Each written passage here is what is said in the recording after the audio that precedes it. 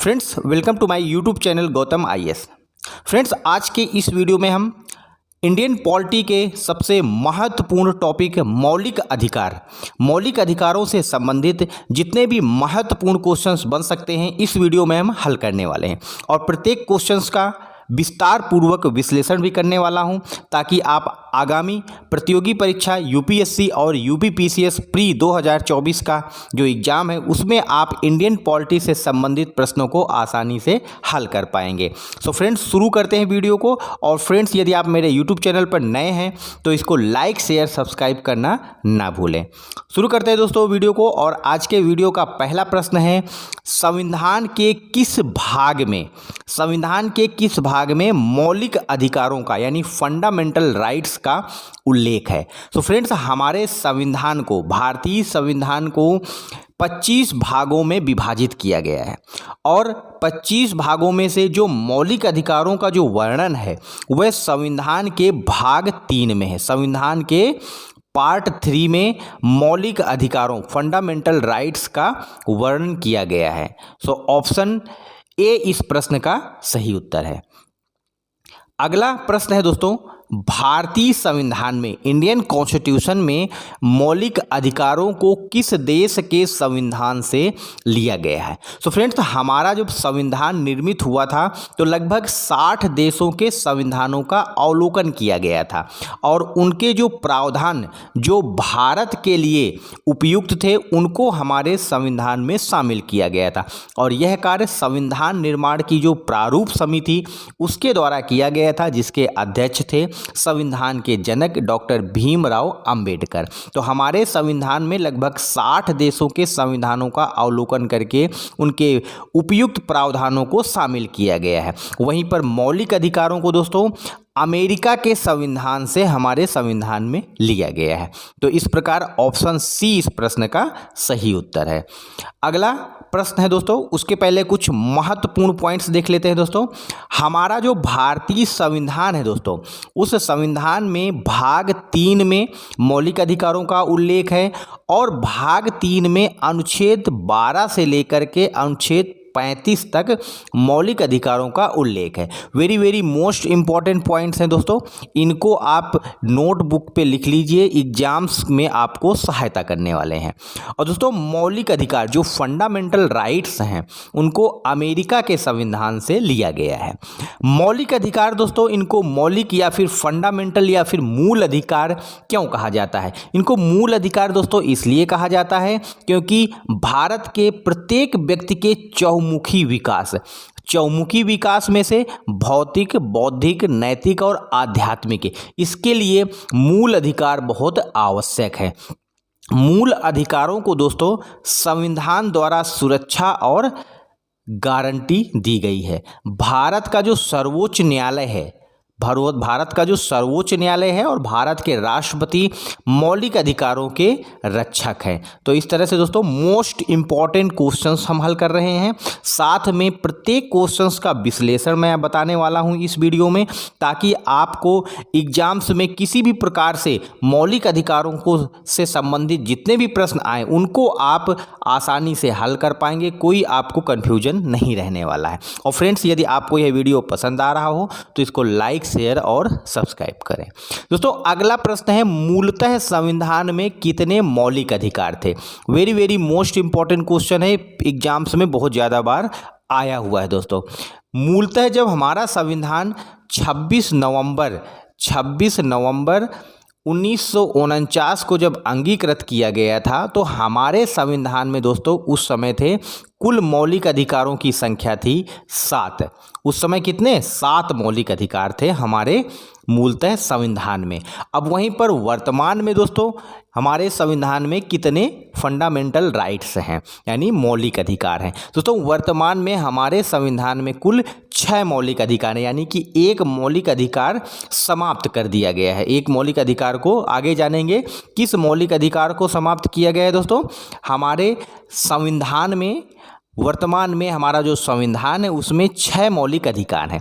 इनको आप याद रखिए। 6 मौलिक अधिकारों में से पहला है दोस्तों समानता का अधिकार, दूसरा है स्वतंत्रता का अधिकार, तीसरा है शोषण के विरुद्ध अधिकार, चौथा है धार्मिक स्वतंत्रता का अधिकार, पांचवा है संस्कृति और शिक्षा का अधिकार, और छठवां है दोस्तों संवैधानिक उपचारों का अधिकार। और दोस्तों सातवां मौलिक अधिकार मूलतः जो संविधान में था वह था संपत्ति का मौलिक अधिकार, लेकिन 44वें संविधान संशोधन के द्वारा 1978 में इसको मूल अधिकारों की सूची से हटा दिया गया था। तो वहीं पर देखा जाए तो शुरुआत में दोस्तों जब संविधान अंगीकृत किया गया था तब 7 मौलिक अधिकार थे, लेकिन वर्तमान में कितने हैं? 6 मौलिक अधिकार हैं। संविधान को 26 नवंबर 1949 को अंगीकृत किया गया था। 2 वर्ष 11 माह 18 दिन का समय लगा था इसको बनाने में, और लगभग 60 देशों के संविधानों का अवलोकन किया गया था। उसके पश्चात जो प्रावधान उपयुक्त थे भारत के लिए उनको इसमें शामिल किया गया। संविधान के निर्माण में 60 लाख रुपए लगभग खर्च हुए थे, और संविधान निर्माण की समिति थी दोस्तों प्रारूप समिति, जिसके अध्यक्ष थे doctor Bhimrao Ambedkar. Very most important point आपको बता रहा हूँ, एग्जाम्स के लिए बहुत ही महत्वपूर्ण है। अगला दोस्तों प्रश्न है संविधान का कौन सा भाग है, पार्ट है जो भारत का मैग्ना कार्टा कहलाता है?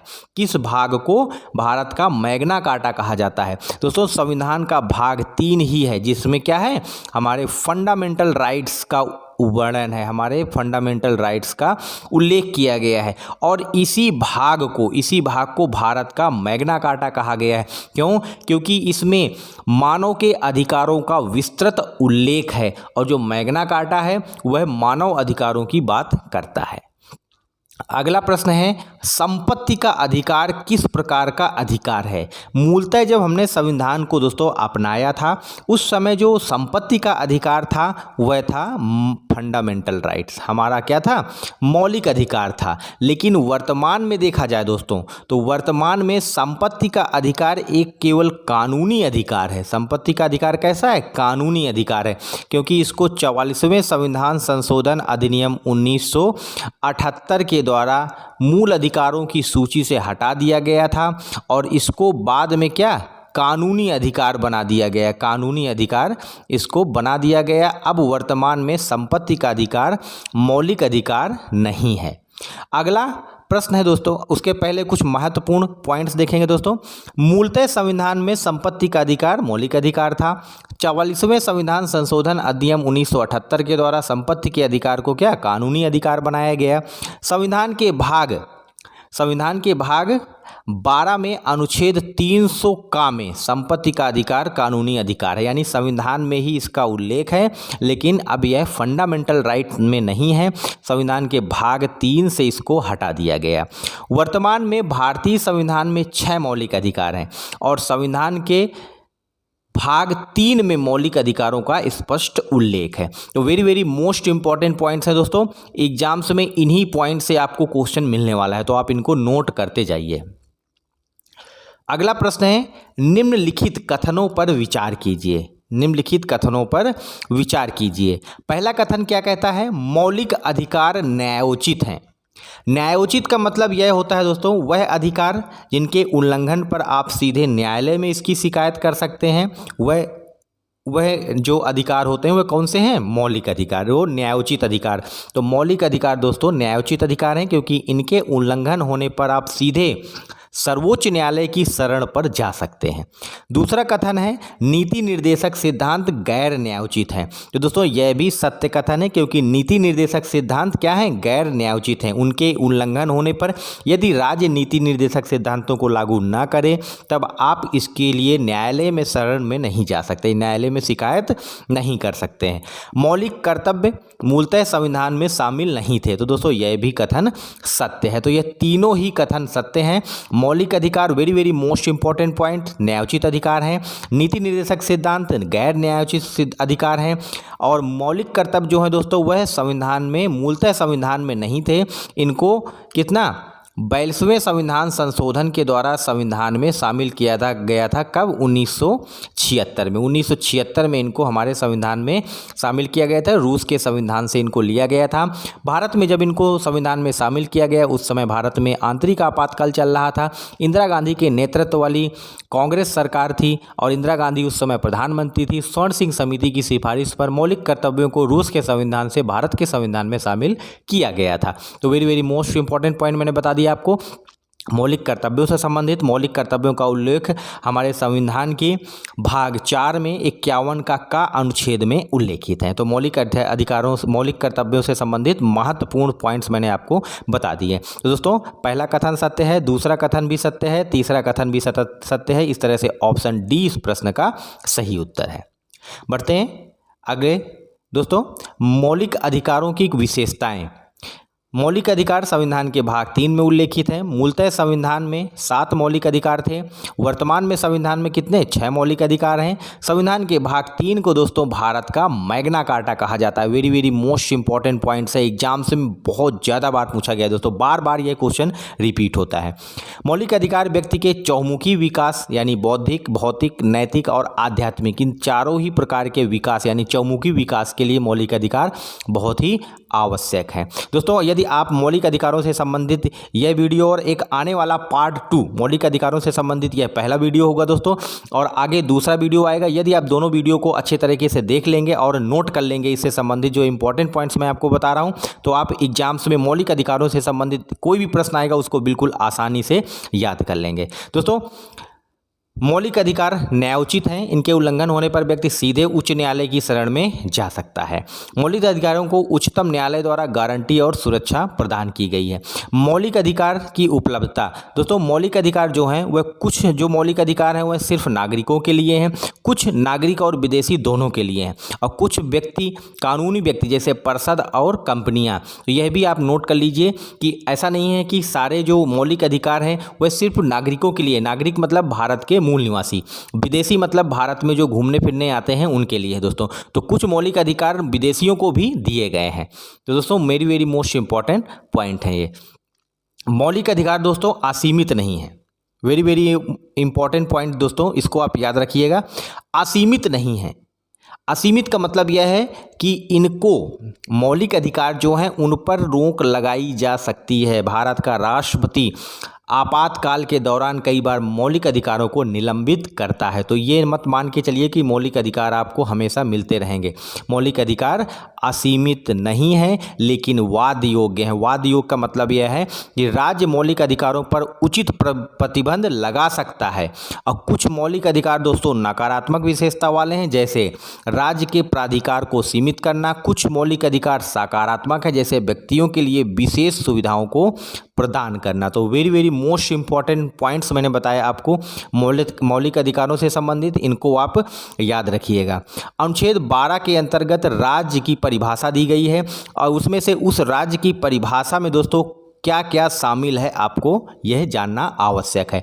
दोस्तों राज्य के अंतर्गत संघीय सरकार, राज्य सरकार और स्थानीय निकाय, यह तीनों ही राज्य की परिभाषा के अंतर्गत आते हैं। आप जब भी मौलिक अधिकारों को पढ़ेंगे तो उसमें बार बार आपको राज्य शब्द लिखा आएगा। तो राज्य शब्द में क्या क्या शामिल है यह भी आपको जानना बहुत आवश्यक है। तो राज्य का मतलब है राज्य की परिभाषा, राज्य की जो परिभाषा है उसमें संघीय सरकार, राज्य सरकार और स्थानीय सरकार, इनको शामिल किया गया है। तो राज्य के अंतर्गत आप देख लीजिए कि यह तीनों शामिल है। तो ऑप्शन डी इस प्रश्न का सही उत्तर है। दोस्तों संविधान के भाग 3 में मौलिक अधिकारों का उल्लेख है। संविधान के भाग 3 में मौलिक अधिकारों का उल्लेख है। भाग 3 में अनुच्छेद 12 में राज्य के अंतर्गत जो राज्य की परिभाषा है, यानी राज्य के अंतर्गत निम्नलिखित को शामिल किया गया। किसको किसको? भारत की संसद को, संघीय सरकार को, राज्य विधानमंडल को, और राज्य सरकार के विधायी अंगों को प्रभावित करने वाली सरकार को, स्थानीय निकाय हैं जैसे नगर पालिका, पंचायत, और वैधानिक और गैर संवैधानिक निकाय जैसे कि LIC। तो यह राज्य के अंतर्गत आते हैं, ये सारे ही राज्य के अंतर्गत आते हैं। Very very most important points है दोस्तों। एग्जाम्स में यह पूछा गया है कि संविधान के अनुच्छेद 12 के अंतर्गत निम्नलिखित में से कौन कौन राज्य के अंतर्गत शामिल होता है। तो भारत की संसद, संघीय सरकार, विधानमंडल, राज्य सरकार के विधायी अंग, नगर पालिका, नगर पंचायत और संवैधानिक निकाय जैसे कि LIC, तो इनको आप याद रखिए, राज्य की परिभाषा के अंतर्गत इनको शामिल किया गया है। संविधान के किस अनुच्छेद द्वारा विधि के समक्ष समता का मौलिक अधिकार दिया गया है? दोस्तों संविधान का अनुच्छेद 14 यह कहता है कि विधि के समक्ष यानी कानून के समक्ष सभी समान हैं, किसी को भी किसी भी प्रकार का विशेषाधिकार नहीं दिया गया है। तो संविधान का अनुच्छेद 14 कहता है कि विधि के समक्ष सभी समान हैं। दोस्तों अनुच्छेद 14 क्या कहता है, जो आपको एग्जैक्ट परिभाषा के रूप में बता देता हूं। अनुच्छेद 14 यह कहता है कि राज्य भारत के राज्य क्षेत्र में किसी व्यक्ति को विधि के समक्ष समता से या विधियों के समान संरक्षण से वंचित नहीं करेगा। यानी कि राज्य किसी को भी विधि के समक्ष समता से वंचित नहीं कर सकता, यानी उसके साथ अलग भेदभाव नहीं कर सकता है। अनुच्छेद 14 में भी दिया गया है भारतीय नागरिकों और विदेशियों सब पर यह लागू है। यह जो अनुच्छेद 14 है यह सबके लिए है। दोस्तों अनुच्छेद 14 के अंतर्गत व्यक्ति शब्द में विधिक व्यक्ति यानी सार्वजनिक निगम, कंपनियां, पंजीकृत समितियां, इनको भी शामिल किया गया है। तो मुख्य पॉइंट दोस्तों आप याद रखिए, अनुच्छेद 14 यह कहता है कि राज्य यानी कि भारत के राज्य क्षेत्र में किसी भी व्यक्ति को विधि के समक्ष समता से या विधियों के समान संरक्षण से वंचित नहीं कर सकता है। और यह जो मौलिक अधिकार है यह भारतीय नागरिकों और विदेशियों सब पर लागू होता है। तो वेरी मोस्ट इंपॉर्टेंट पॉइंट्स हैं दोस्तों। अनुच्छेद 14 के अंतर्गत विधि के समक्ष जो समता का सिद्धांत है यह विचार किस देश से लिया गया है? कई बार दोस्तों यह एग्जाम्स में आया हुआ है, यह एग्जाम्स में कई बार पूछा गया है, तो इसको आप याद रखिए। विधि के समक्ष जो समता का सिद्धांत है उसको लिया गया है कहाँ से? ब्रिटेन के संविधान से। ऑप्शन ए इस प्रश्न का सही उत्तर है। अगला दोस्तों, विधि के समक्ष समता का जो विचार है, विधि के समक्ष जो समता का विचार है वह ब्रिटिश मूल का है। और यह विचार क्या कहता है यह जानना बहुत आवश्यक है। इस विचार के अंतर्गत 3 महत्वपूर्ण पॉइंट आप याद रखिए।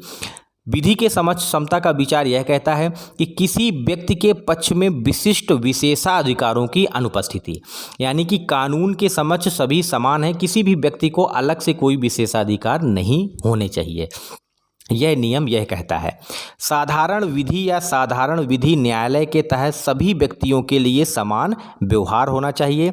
कोई व्यक्ति अमीर, गरीब, ऊंचा, नीचा, अधिकारी, गैर अधिकारी विधि के ऊपर नहीं है। यानी कि ऐसा नहीं है कि कोई भी व्यक्ति गरीब है तो वह विधि के समक्ष वह नीचे रहेगा या असमानता उसके साथ की जाएगी, ऐसा कतई नहीं है। यानी कि विधि के समक्ष सभी व्यक्ति समान हैं, चाहे वह किसी भी स्टेटस का आदमी हो। विधि के समक्ष सभी समान है। विधि के समक्ष का समता का सिद्धांत यही कहता है जो ब्रिटिश मूल का है। मौलिक अधिकारों के अंतर्गत विधियों के समान संरक्षण का सिद्धांत कहाँ से लिया गया है?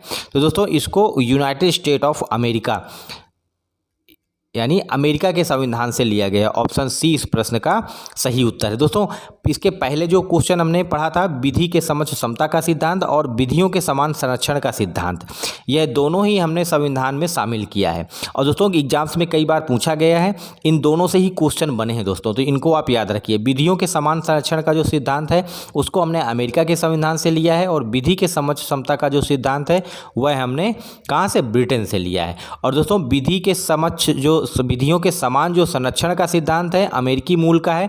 यह सिद्धांत क्या कहता है? यह सिद्धांत यह कहता है दोस्तों कि समान विधि के अंतर्गत सभी व्यक्तियों के लिए समान नियम होने चाहिए।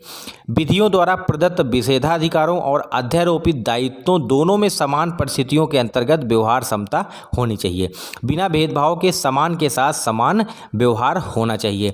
कई बार दोस्तों यूपीएससी और यूपीपीसीएस के मेंस में इसके बारे में लिखने के लिए आया है, तो आप इन पॉइंट्स को नोट कर लीजिए। इन पॉइंट्स को आप आसानी से उसमें एक्सप्लेन करके लिख सकते हैं।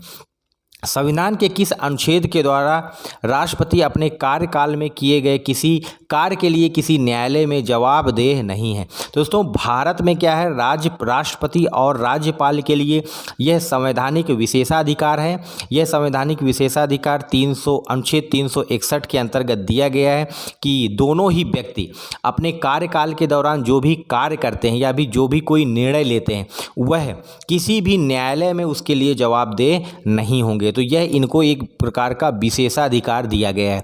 वैसे तो हमारे संविधान में किसी को भी विशेषाधिकार नहीं है, लेकिन भारत में राष्ट्रपति और जो राज्यपाल हैं, राज्यों के जो संवैधानिक प्रमुख होते हैं राज्यपाल, उनको यह विशेषाधिकार दिए गए हैं कि वह अपने कार्यकाल के दौरान अपने लिए गए किसी भी निर्णय के लिए न्यायालय में जवाबदेह नहीं हैं। अनुच्छेद 361 के अंतर्गत भारत के राष्ट्रपति और राज्यपाल को निम्न शक्तियां प्राप्त हैं। अनुच्छेद 361 के अंतर्गत पहला शक्ति क्या है दोस्तों? राष्ट्रपति या राज्यपाल अपने कार्यकाल में किए गए किसी कार्य अथवा लिए गए किसी निर्णय के प्रति देश के किसी भी न्यायालय में जवाबदेह नहीं है। वेरी मोस्ट इंपॉर्टेंट पॉइंट है दोस्तों, इसमें एग्जाम्स में ऐसा क्वेश्चन आ सकता है। अगला दोस्तों पॉइंट यह है कि राष्ट्रपति और जो राज्यपाल होते हैं, राष्ट्रपति जो राज्यपाल हैं, उनके विरुद्ध उसकी पदावधि के दौरान किसी न्यायालय में किसी भी प्रकार की दंडिक कार्रवाई प्रारंभ या चालू नहीं की जा सकती है। यानी कि उनके खिलाफ कोई भी फौजदारी मुकदमा नहीं हो सकता है उनकी, जब तक वह अपने कार्यकाल में है।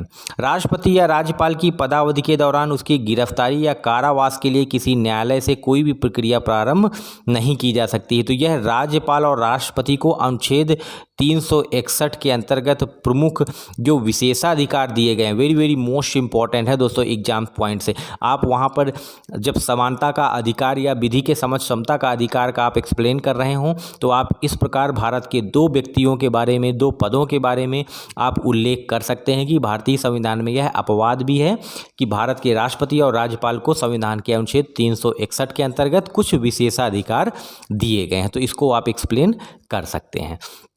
दोस्तों, राष्ट्रपति या राज्यपाल पर उनके कार्यकाल के दौरान व्यक्तिगत सामर्थ्य से किए गए किसी कार्य के लिए किसी भी न्यायालय में दीवानी मुकदमा नहीं चलाया जा सकता है। हाँ, यदि इस प्रकार का कोई मुकदमा चलाया जाता है तो उन्हें इसकी सूचना देने के 2 माह बाद ही ऐसा किया जा सकता है। उनके खिलाफ आप दीवानी मुकदमा तो चलाया जा सकता है, लेकिन उनको पहले सूचना दी जानी चाहिए। अनुच्छेद 15 के अनुसार राज्य निम्नलिखित में से किन आधारों पर किसी नागरिक के प्रति भेदभाव नहीं करेगा? दोस्तों, संविधान का अनुच्छेद 15 यह कहता है कि राज्य किसी भी व्यक्ति के साथ धर्म, जाति, लिंग, जन्म स्थान इन सभी के आधार पर कोई विभेद नहीं करेगा। तो दोस्तों, इस प्रकार से ऑप्शन डी इस प्रश्न का सही उत्तर है, तीनों ही शामिल है।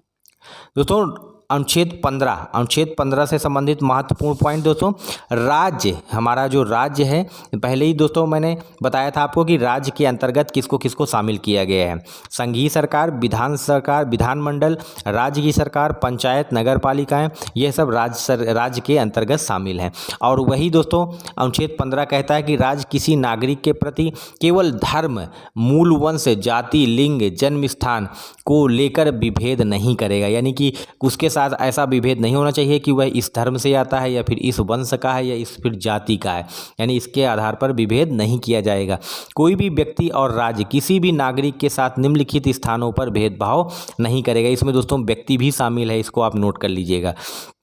दुकानों में व्यक्ति के साथ कोई भी भेदभाव नहीं होना चाहिए। सार्वजनिक भोजनालयों में, होटलों में, सार्वजनिक मनोरंजन स्थान में या पूर्णतः भागतः राजनिधि से पोषित साधारण जनता के प्रयोग के लिए समर्पित जो कुआं हैं, तालाब हैं, स्नान घाट हैं, यानी कि निजी स्थानों पर भेदभाव होता है, लेकिन जो सार्वजनिक स्थान है वहाँ पर कोई भी किसी भी प्रकार का भेदभाव राज्य के द्वारा नहीं किया जाएगा। और यह दोस्तों किसी भी व्यक्ति पर भी शामिल है। कोई भी व्यक्ति सार्वजनिक स्थानों पर किसी के साथ कोई भेदभाव नहीं कर सकता है।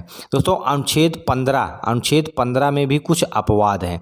अनुच्छेद 15 में राज्य यह अनुमति देता है कि वह बच्चों या महिलाओं के लिए विशेष व्यवस्था कर सकता है। सामाजिक या शैक्षणिक रूप से पिछड़े वर्गों या अनुसूचित जाति जनजाति के लिए विशेष उपबंध किए जा सकते हैं। राज्य को जो यह अनुमति है कि वह सामाजिक और शैक्षणिक रूप से पिछड़े लोगों को शैक्षणिक संस्थानों में प्रवेश की छूट के लिए विशेष नियम बनाए। तो यह अनुच्छेद 15 के अपवाद हैं। अपवाद किनके लिए हैं? जो लोग, जो बच्चे हैं, महिलाएं हैं, उनके लिए भेदभाव उनके साथ नहीं होना चाहिए और महिलाओं के लिए विशेष व्यवस्था राज्य कर सकता है। अनुसूचित जाति के लोग जो हैं उनके लिए विशेष व्यवस्था कर सकता है। जो सामाजिक शैक्षणिक रूप से पिछड़े लोग हैं उनके लिए भी शैक्षणिक संस्थाओं में प्रवेश की छूट के लिए विशेष नियम बनाए जा सकते हैं। इसके लिए कोई भी जनरल कास्ट या सामान्य या फिर पुरुष दोस्तों इसके लिए इस अनुच्छेद 15 का उल्लंघन नहीं माना जाएगा। पिछड़े वर्ग के छात्रों के लिए अगला प्रश्न है, पिछड़े वर्ग के छात्रों के लिए उच्च शिक्षा संस्थानों में कितनी प्रतिशत सीटें आरक्षित की गई हैं? दोस्तों ओबीसी वर्ग के जो छात्र हैं, ओबीसी वर्ग अन्य पिछड़ा वर्ग के जो छात्र हैं उनके लिए शैक्षणिक संस्थानों में दोस्तों 27% का आरक्षण दिया गया है। 27% सीटें अन्य पिछड़ा वर्ग यानी अदर बैकवर्ड क्लास के लिए दी गई हैं। क्रीमी लेयर का सिद्धांत क्या है दोस्तों? निम्नलिखित में से किस वर्ग के आरक्षण से संबंधित है? दोस्तों क्रीमी लेयर का सिद्धांत भारत में अन्य पिछड़ा वर्ग के रिजर्वेशन आरक्षण से संबंधित है। क्रीमी लेयर का मतलब यह है दोस्तों, जैसे 100 व्यक्ति हैं और 100 व्यक्ति हैं उनको आरक्षण देना है, ठीक है, ओबीसी के अंतर्गत। तो क्रीमी लेयर का मतलब है कि इसमें से 25 बंदों को ऐसे निकाला जाएगा जो आर्थिक रूप से सशक्त हैं, तो 75 व्यक्तियों को आरक्षण दिया जाएगा। तो क्रीमी लेयर का मतलब है कि वह ओबीसी वर्ग के अंतर्गत आने वाले व्यक्ति जो आर्थिक रूप से सशक्त हैं उनको यह आरक्षण नहीं मिलेगा। 93वें संविधान संशोधन अधिनियम 2005 के द्वारा इसको लाया गया था और उच्च शैक्षणिक शिक्षा संस्थानों में पिछड़ा वर्ग को 27% का आरक्षण दिया गया था। उसके साथ साथ क्रीमी लेयर का सिद्धांत बनाया गया। क्रीमी लेयर आय सीमा सिद्धांत है, एक आय सीमा है। आय सीमा का मतलब यह है कि आरक्षण ओबीसी वर्ग के सभी व्यक्तियों को नहीं मिलेगा। ओबीसी जो व्यक्ति हैं उनमें से जिनकी आय एक उचित सीमा के ऊपर है उनको यह आरक्षण नहीं मिलेगा। इस समय वर्तमान में 8 लाख रुपए की सीमा बनाई गई है। ओबीसी वर्ग के जो 8 लाख रुपए से ज़्यादा इनकी आय सीमा है उनको यह आरक्षण नहीं मिलेगा। भारतीय संविधान में आर्थिक रूप से कमजोर वर्ग के लिए कितने प्रतिशत आरक्षण की व्यवस्था की गई है? दोस्तों संविधान में 10% आरक्षण की व्यवस्था की गई है उनके लिए जो आर्थिक रूप से कमजोर है, यानी इकोनॉमिकली वीकर सेक्शन है, ईडब्ल्यूएस लोगों को कितना 10% आरक्षण की व्यवस्था की गई है। किस संविधान संशोधन अधिनियम द्वारा आर्थिक रूप से कमजोर वर्गों को 10% का आरक्षण दिया गया है? तो दोस्तों यह संविधान संशोधन था 103वां संविधान संशोधन 2019 में लाया गया था, जिसके द्वारा आर्थिक रूप से कमजोर लोगों को 10% आरक्षण दिया गया। अगला प्रश्न है, कौन सा अनुच्छेद अस्पृश्यता अनटचेबिलिटी को संबंधित है? दोस्तों अनुच्छेद जो 17 है वह अस्पृश्यता का अंत करता है। संविधान में यह मौलिक अधिकार दिया गया है किसी भी व्यक्ति के साथ छुआछूत का भेदभाव नहीं किया जाएगा। संविधान के किस अनुच्छेद द्वारा उपाधियों का अंत कर दिया गया है? दोस्तों भारत जब आज़ाद हुआ था उस समय भारत में राजा महाराजा थे, वो विभिन्न प्रकार की उपाधियां रखते थे, जैसे राय बहादुर, वीर बहादुर इत्यादि। तो दोस्तों उनमें क्या है कि संविधान के अनुच्छेद 18 के द्वारा इनका जो क्या है, इन उपाधियों का अंत कर दिया गया है कि अब कोई भी व्यक्ति किसी भी प्रकार की उपाधि धारण नहीं करेगा। दोस्तों अनुच्छेद 18 यह निषेध करता है कि राज्य, सेना और विद्या संबंधी सम्मान के अलावा कोई भी उपाधि प्रदान किसी को नहीं करेगा। कोई भी नागरिक विदेशी राज्य से कोई भी उपाधि धारण नहीं करेगा। दोस्तों वह अगर कोई भी व्यक्ति को विदेश से कोई भी उपाधियों को प्राप्त करना चाहता है तो पहले राष्ट्रपति की अनुमति उसको लेना पड़ेगा। उपाधियां दोस्तों इसलिए अंत की गई क्योंकि यह समानता के अधिकार के विरुद्ध थी, और वंशानुगत उपाधियां वो थी जैसे महाराजा कहलाते थे, कोई राज बहादुर, राय बहादुर, इनको अनुच्छेद 18 के अंतर्गत प्रतिबंधित कर दिया गया। यह क्योंकि समानता के अधिकार के विरुद्ध थी। निम्नलिखित में से कौन सा जो सम्मान है, पुरस्कार है, अनुच्छेद 18 के अंतर्गत वैध है? तो दोस्तों भारत रत्न जो सम्मान है वह भारत रत्न, पद्म भूषण, पद्म विभूषण, यह तीनों ही सम्मान दोस्तों अनुच्छेद 18 के अंतर्गत वैध हैं। इनको उपाधियों के द्वारा अंत नहीं किया गया है। भारत का सर्वोच्च नागरिक सम्मान पुरस्कार कौन सा है? दोस्तों भारत का सर्वोच्च नागरिक सम्मान पुरस्कार है क्या? भारत रत्न, जिसको भारत के राष्ट्रपति के द्वारा प्रदान किया जाता है। उच्च न्यायालय दोस्तों उच्चतम न्यायालय ने 1996 में निम्नलिखित पुरस्कारों की वैधता को उचित ठहराया था और यह कहा था कि यह उपाधियां नहीं हैं। पहला, भारत रत्न, पद्मश्री, पद्म विभूषण और पद्म भूषण, इन 4 जो सम्मान थे इनको सर्वोच्च न्यायालय ने कहा कि यह उपाधियां नहीं हैं, इसलिए राज्य ऐसे सम्मान को दे सकता है। इन पुरस्कारों को नाम के प्रत्यय या उपसर्ग के रूप में इस्तेमाल नहीं किया जाएगा। जब कोई भी व्यक्ति इनको पुरस्कार को प्राप्त करता है तो वह अपने आगे इनको नाम के रूप में उपयुक्त नहीं करेगा। दोस्तों भारत रत्न के बारे में कुछ महत्वपूर्ण पॉइंट्स देख लेते हैं। भारत रत्न पुरस्कार की स्थापना 1954 में की गई थी। भारत का सर्वोच्च नागरिक सम्मान पुरस्कार है भारत रत्न। इसको प्रदान करता है कौन? भारत का राष्ट्रपति। भारत में सबसे पहले भारत रत्न किसको मिला था दोस्तों? राजगोपालाचारी भारत के पहले गवर्नर जनरल थे। सर्वपल्ली राधाकृष्णन भारत के पहले उपराष्ट्रपति और भारत के महान वैज्ञानिक सीवी रमन, यह पहले 3 व्यक्ति थे जिनको 1954 में भारत रत्न से सम्मानित किया गया था। भारत के एकमात्र एथलीट हैं सचिन तेंदुलकर, जिनको भारत रत्न से सम्मानित किया गया था। तो भारत रत्न से संबंधित कुछ महत्वपूर्ण पॉइंट्स हैं, इनको आप नोट कर लीजिएगा। और दोस्तों आप सभी को यदि यह वीडियो पसंद आया हो तो इसको ज़्यादा से ज़्यादा लाइक, शेयर और सब्सक्राइब करना ना भूलें। दोस्तों अभी मौलिक अधिकारों से संबंधित यह पहला पार्ट था। आगे के जो अनुच्छेद हैं, अनुच्छेद 19 से लेकर के अनुच्छेद 32 तक के जितने भी मौलिक अधिकार हैं वो है मौलिक अधिकारों से संबंधित जो वीडियो पार्ट 2 होने वाला है, उसमें हम आपको विश्लेषित रूप में बताएंगे। और दोस्तों यदि आपको यह वीडियो पसंद आया हो तो इसको ज़्यादा से ज़्यादा लाइक, शेयर और सब्सक्राइब करना ना भूलें। धन्यवाद।